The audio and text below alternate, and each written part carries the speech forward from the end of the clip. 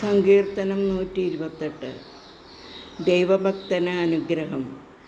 കർത്താവിനെ ഭയപ്പെടുകയും അവിടുത്തെ വഴികളിൽ നടക്കുകയും ചെയ്യുന്നവൻ ഭാഗ്യവാൻ. നിൻ്റെ അധ്വാനഫലം നീ അനുഭവിക്കും. നീ സന്തുഷ്ടനായിരിക്കും. നിനക്ക് നന്മ വരും.